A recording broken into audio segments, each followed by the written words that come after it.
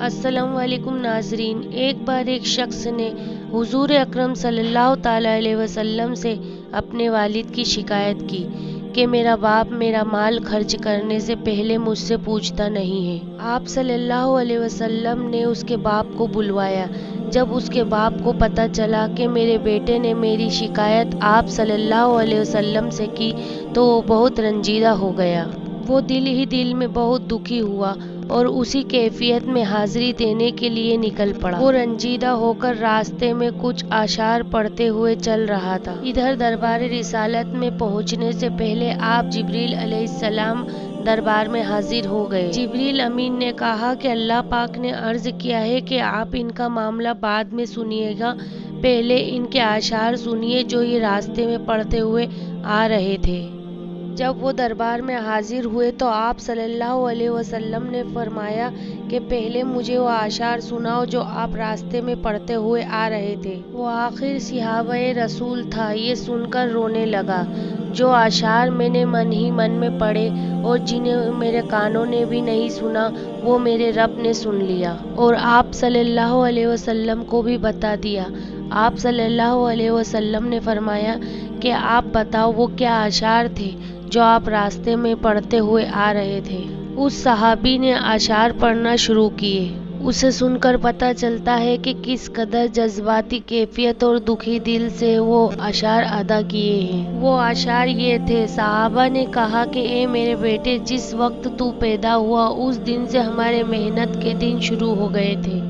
तुम रोते थे तो हम सो नहीं सकते थे, तुम कुछ खाते नहीं थे तो हम भी कुछ खा नहीं सकते थे, तुम बीमार होते थे तो हम कभी इस हकीम के पास कभी उस हकीम के पास लेकर जाते थे। हम ये सोचते थे कि कहीं तुम्हें कुछ हो न जाए, कहीं तुम मर न जाओ।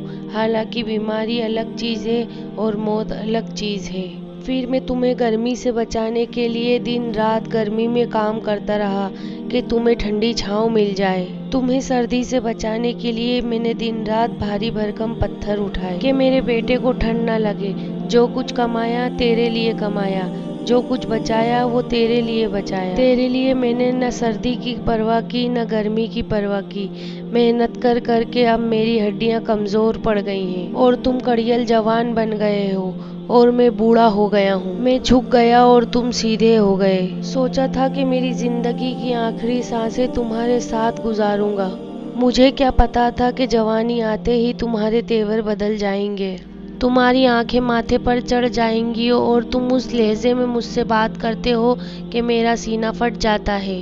इस अंदाज से तो कोई अपने नौकर से भी बात नहीं करता। इस वजह से मैंने सारी उम्मीदें छोड़ दी और मैं समझ गया कि मैं तुम्हारा बाप नहीं नौकर हूँ।